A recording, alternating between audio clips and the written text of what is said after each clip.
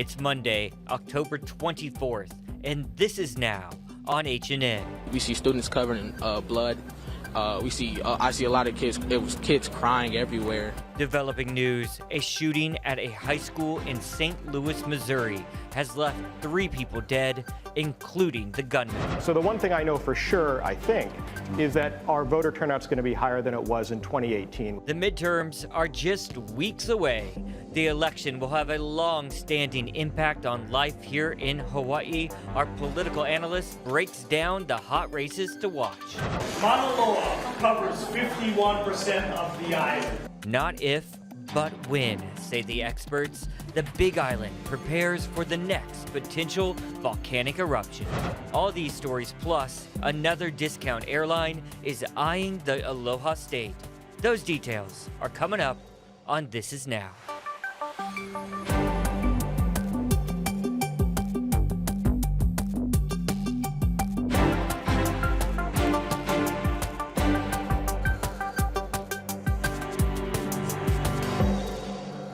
Good afternoon. Thanks for watching. This Is Now. Want to get started with this live picture coming into us from St. Louis, Missouri. You can see officials there taking the podium right now. We're following breaking news at this hour. There has been a school shooting this morning in the St. Louis, Missouri area. I want to listen in now to get the very latest details.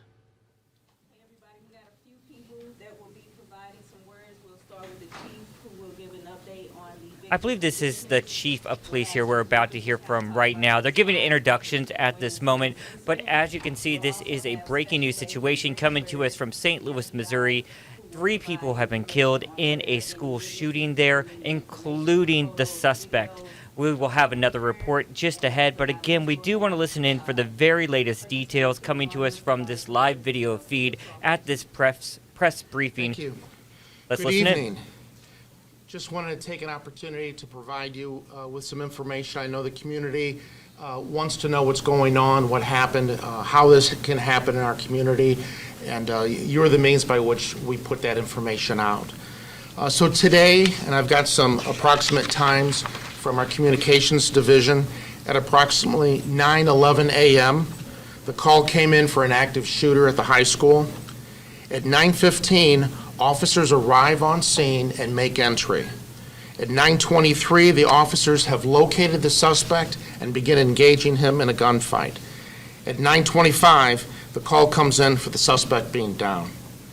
At 9:32, he's secured, and at 9:52, the building is cleared with an initial sweep. That sweep was followed up by the SWAT team, again by the bomb dog, and then some others. After that, we allowed our investigators and our evidence technicians into the building. But we wanted to make sure you were aware of the timeliness of the response. I can't say enough how well the officers did, getting there on scene as quickly as they did, making entry, locating the suspect, not just by hearing the gunfire, but by talking to kids and teachers as they were leaving, getting some idea based on a description of where they last saw that suspect, so that they could take some kind of action to stop that threat. Our victims, the 2 decedents, one is a 61-year-old white female. She was transported and pronounced at a local hospital. The second is a 16-year-old black female. She remained on the scene, was pronounced there. The third is a 16-year-old black male, suffered a gunshot wound to the leg. He's in stable condition at a local hospital.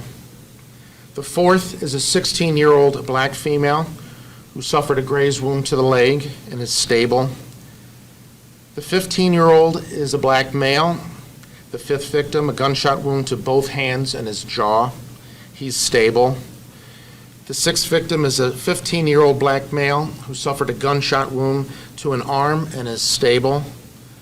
The next victim is a 15-year-old Hispanic female who suffered abrasions to her face and her knee, and she's stable. The next victim is a 16-year-old black female with a fractured ankle, and she's stable. And the last victim is a 15-year-old black male who suffered abrasions to his face, and he's stable. The suspect in this incident is Orlando Harris. He's a black male, 19 years of age, and graduated from the high school last year. He lives in the 9,000 block of Pennsylvania with family members, and he has no prior criminal history. At this time, we're working with our Force Investigation Unit and other detectives to try and come up with what might have led him to this. There's suspicions that there may be some mental illness that he was experiencing. We're working on developing that information right now. The investigation's still ongoing. We'll provide that information as best we can as time goes on.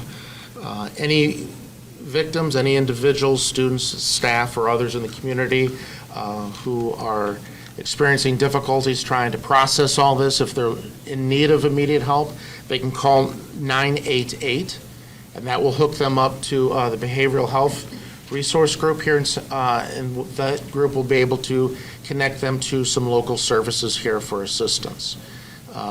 Dr. Adams and the school group, I'm sure, will be working to facilitate some kind of assistance for students and staff as well, and we'll be doing the same thing for our employees as well. At this time, I'd like to bring up Chief Jenkerson, who will talk a little bit about the fire department and emergency medical services and their response to this scene. Sorry. Thanks, Chief. Good evening, everyone. As soon as this was a confirmed shooting inside the school, the MCI, or mass casualty incident, was radioed across, which brought a large response to this area. Everything else became secondary in the city. The plan that was in place worked with the resources that were put on the scene between the EMS side and the fire side. To see this plan work, to see that something that was schooled and trained for to actually come to fruition, and as chaotic as it may have seemed to the people on the scene, especially the media, this plan worked. You can see the efforts that went into the massive amount of training that took place to provide the response that this took. So this is a very much a complimentary statement to all the first responders, police, fire, EMS. Police department did just a tremendous job with getting in there quick. We had medics in there with them assisting with getting the patients out. So it worked.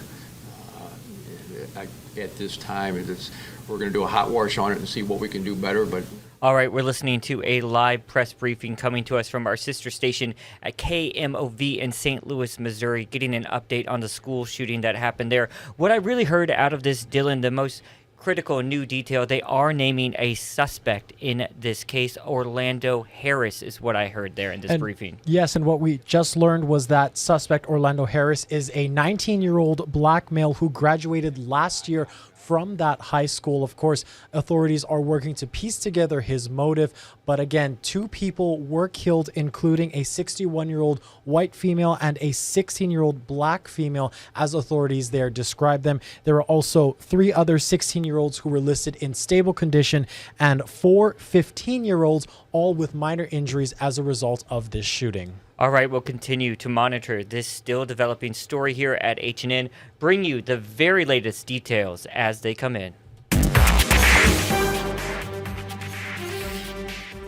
In one of the most striking examples yet of the devastating effects of the COVID-19 pandemic, a new national report shows a historic decline in math scores for American children amidst a nationwide teacher shortage and other troubling factors. Chris Wynn joins us now with the story. Hey, Dylan, the results are in, and they are not looking very good. The Secretary of Education calling this a moment of truth for America, saying that how we respond to all of this will not only determine our recovery from the COVID-19 pandemic, but also our overall standing in the world. There's growing concern about the pandemic's impact on America's children as parents and educators pore over the latest results from the nation's report card. We are on the cusp of losing a generation of our children. The findings are based on the National Assessment of Educational Progress Reading and Math Exams, which are conducted by the National Center for Education Statistics, a branch of the U.S. Department of Education. The report looks specifically at 4th and 8th grade students and was the first since 2019. So much of this is socioeconomic. some districts fared much better than others. And unfortunately, due to zip code, is where you saw kids kind of get lost in the fray. Afternoon, welcome. More than 50 states and jurisdictions took part in the assessment, showing the largest decline in math scores since the initial trial in 1990, according to the center's commissioner. In fact, no state or large urban district showed improvements in math, with some decline also showing up in reading scores. If this is not a wake-up call for us to double down our efforts and improve education, even before before the pandemic, then I don't know what will. Education Secretary Miguel Cardona believes the results are partly a symptom of decades of underinvestment, but says part of the solution is to provide better compensation for teachers. Let's start honoring the profession, making sure we're paying our professionals a competitive salary, and we're not going to deal with shortages. And Dylan, the report confirms that the pandemic had a disproportionate impact on the more vulnerable. I want to specifically mention that 8th grade math scores went down across most racial and ethnic groups. 8th grade is a key factor because it's the gateway to more advanced math. So some of these students are now lacking some of the skills they need to prepare for a future career in STEM. Reporting here in Washington, I'm Chris Wynn. Hawaii News Now. Dylan? Chris, thank you so much for that. I have a question for you. Now, besides trying to address America's teacher shortage, what else is the Education Secretary proposing to help improve these low scores? Well, Dylan, Secretary Cardona is proposing a 21% increase to the nation's education budget. In addition to that, he really wants school districts to focus on offering after-school programs as well as programs during the summer months to help students with catching up. Dylan? Chris Wynn with a closer look at education in this country. Thank you so much for joining us today. New today, Frontier Airlines is reportedly eyeing flights to Hawaii. The airline is setting its sights really far beyond its home base in Denver with the order of 18 new long-range Airbus A321XLRs. The Denver-based ultra-low-cost carrier could use the aircraft to launch flights to Hawaii and as far away as Europe and even South America, according to the airline's chief executive. Hawaii presents a large potential opportunity for Frontier, which is primarily a leisure carrier. But the prospect does seem a bit iffy. When asked about all this, Frontier's chief Barry Biffle said, quote, "Denver, Hawaii isn't the market that California, Hawaii, or even Phoenix, Hawaii is. So you see, Hawaii demand is really highest west of the Rocky Mountains. Denver, of course, sits on the eastern edge of the Rockies. There's been an interesting history of discount services to the Aloha State. Ultra-low-cost carrier Allegiant Air attempted to enter the market with its Boeing 757s from the U.S. West Coast in 2012, but ended that service in 2017, citing insufficient demand for its product. We'll just have to wait and see what Frontier's next move is. They're scheduled to get those new planes in 2026. The Hawaii Tourism Authority reports September hotel occupancy was under 74%. That's 5 points lower than pre-COVID 2019. But room rates were up 37%, so revenue per available room rose almost that much. Neighbor islands saw bigger increases because they rely less on international visitors. Many Waikiki hotels are still playing catch-up because of those absent Japanese and Australian guests. Waikiki room revenue is barely up since 2019, so down if you include inflation. With those midterm elections just weeks away, our political analyst Colin Moore was on Sunrise this morning, breaking down all the hot races. Here's a portion of that interview. Okay, let's start with the gubernatorial race. Sure. We're 2 weeks out. Have you seen much movement, heard much from the candidates? You know, Steve, this has been so surprising to me. Yeah. This is one of the quietest gubernatorial generals that I can remember. I mean, there's not really a lot of incentive for the Green camp to make a lot of noise at this point. They suspect that they are very much likely far in the lead. So it really would probably come from Iona, and there hasn't been too much of that. So I don't think there's going to be a big push unless it really comes from that Iona camp, and they struggle with funding. Yeah, and they really need to get the Republican side out to vote. They absolutely do. And they need to get those moderates who are skeptical of the leadership of the Democratic Party. Yeah, and if we're going to talk about that, maybe we just talk about voter turnout in general. What are we expecting this time around? It's a big race. It is a big race, although, like I said, it's been quiet, so that might not motivate a lot of local voters to turn out. At the same time, we know at the national level, voters are really energized. In fact, there is this extraordinary poll that came out that showed that 80% of Democrats fear Republican control and vice versa. So voters here are likely to be a little bit cross-pressured, and also we have mail-in voting, which we do know boosts turnout. So the one thing I know for sure, I think, is that our voter turnout's going to be higher than it was in 2018, which was the last midterm. But if we get to 60%, I'd be thrilled. Barring any major upset, Jill Tokuda is going to end up going to Congress. And if things work out the way that people are predicting on the national level, Republicans might take control of Congress. What is that like for a first-timer going into what is potentially a very hostile environment? Well, first of all, as we know, the House runs on seniority. So when you're a freshman member of the House, it doesn't matter who's in control. You don't get a lot of say in what goes on. But since it's likely that Republicans are going to take control, it really matters, I think, how big their majority is. If it's on the small side, maybe 8, it means they're going to be, there's going to be opportunities to do some bipartisan work. If it's more like 20, I think those opportunities are really going to shrink. And there's not going to be a big role for a junior member in the minority party. But that much more need for collaboration, I would imagine, amongst those within the minority party. Yes, there absolutely is, sure. Yeah. Okay. CNN had an interesting report about President Trump's 737 or 747 getting fired up, that the jet is ready to go. Do you see him running again? Do you see him maybe making an announcement anytime soon that could fire up his base and maybe drive things going into the midterm elections? Well, the thing about President Trump is he's so unpredictable. What I do know is that there are Republicans who would like him to stay silent until after the midterm elections. He's a very polarizing figure. He has favorable ratings at 40%, 42% among most Americans, but there's a lot of folks who really dislike him. And you notice he hasn't been showing up in those battleground states like Pennsylvania and Ohio. So it might motivate some Republicans if he announces early, but it could turn off some of those moderate voters that the Republicans need to win the Senate. Does the subpoena that was handed out on Friday, does that influence voters at all? Well, again, I think it probably energizes partisan Democrats, energizes partisan Republicans, probably doesn't do a whole lot for those voters in the middle. One of the interesting things about those January 6th hearings was it really didn't shift voters one way or the other. The people who believed, what they believed about President Trump prior to the hearings pretty much believe the same thing after the hearings. Many presidents have had to deal with a divided Congress. I mean, that's just how things work out. But if things do go to the Republicans, how does that impact President Biden and what his plans going forward? It's going to be incredibly difficult for President Biden. The Republicans, if they do take control of both houses of Congress, might try to impeach him. They might try to investigate his son. I think a lot of the action is going to be around investigations because in terms of legislation, President Biden can still veto. He still, of course, has that power. I don't think he's going to make much progress on much of anything. There were some bipartisan compromises over the last 2 years.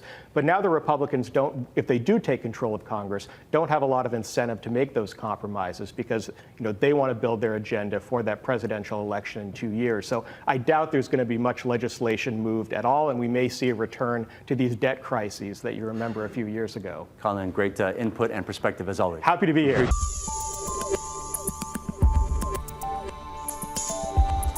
We've got trade winds for the next 5 or 6 days, 15 to 20 miles per hour. It builds all the way to Wednesday. We lose a little bit of the trade winds here going into Thursday, and there is the possibility, first alert, Thursday going into Friday, some thunderstorms for Maui and Hawaii Island. But we're going to have to wait till we get a little bit closer to see this a little bit better. We'll see how that forms. And then once we get into Saturday and Sunday, that's going to be some nice trade wind weather. For the next 7 days, it's going to be pretty good. Everyone keeping a really close eye on the activity unfolding on the Big Island with those recent earthquakes and potential volcanic activity. We got an update over the weekend. Keahi Tucker has more on that. There are still no signs of an imminent eruption on Mauna Loa. But after weeks of elevated earthquake rates, officials are now holding public meetings, warning families to prepare for a natural disaster that could affect half the island. The government cannot do it all.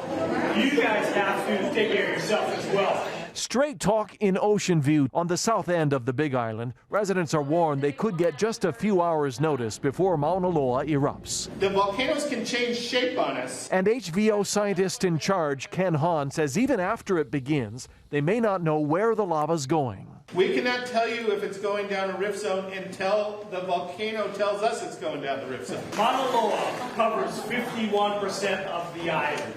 Anywhere within that 51%, if it erupts, could be impacted. Civil defense leaders say they have plans for shelters and evacuation corridors, and they learned from the 2018 eruption in Leilani Estates that schools, churches, and nonprofits will be a big help. I'm asking is once these areas fill up, because But even after a lengthy Q&A tonight, so much seems unclear to anxious residents. Where do we go? What do we do? Right now, if she went off, we would have no idea what to do. And the Ka'u district faces a unique challenge. In a region with about 20,000 people, Highway 11 is for many the only way out. There's no way even 10,000 people are going to get out of here safely if she erupts. Pray to Akua that Mauna Loa doesn't go on both sides of the highway. If it's only a couple hours with everybody rushing, that's going to be a big challenge. It's going to be fend for yourself and hope that you can get out of here. Right now, the USGS has Mauna Loa at a yellow advisory,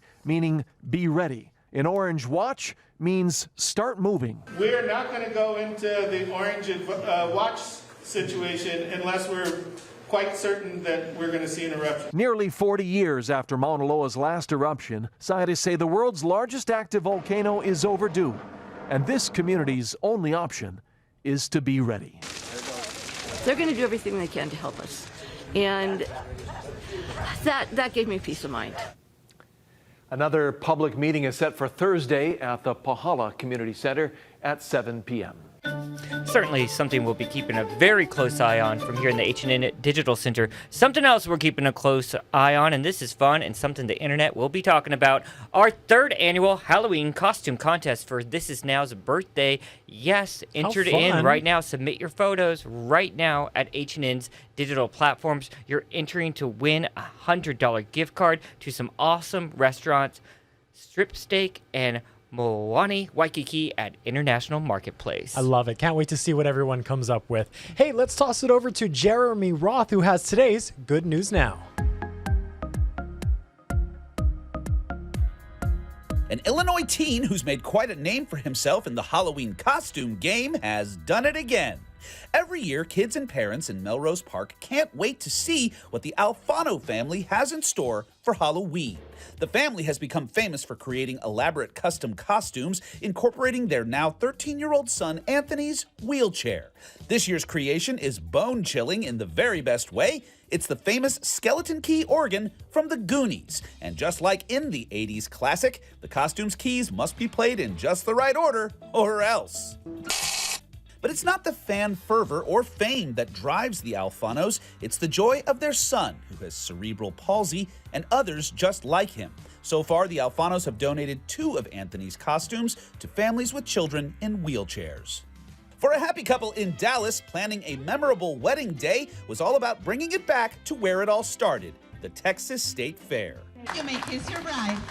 That's exactly where Melissa Valencia and Hayward Evans tied the knot, 7 years after meeting while working at the fairgrounds in a pop-up retail tent for Mattress Firm. This place is kind of near and dear to our heart, so we figured why not celebrate our wedding here, doing what we love. And when the Fairy Tale Fairgrounds wedding was over, no interest up to 72 months. It was back to work for the happy couple, slinging Sertas, Sealies, and supple seating, still dressed in their ceremonial best. For Take a Look at This, I'm Jeremy Roth. Thanks, Jeremy. And that is it for This Is Now. You just saw a lot of news still developing. Keep checking those H&N digital platforms. Aloha.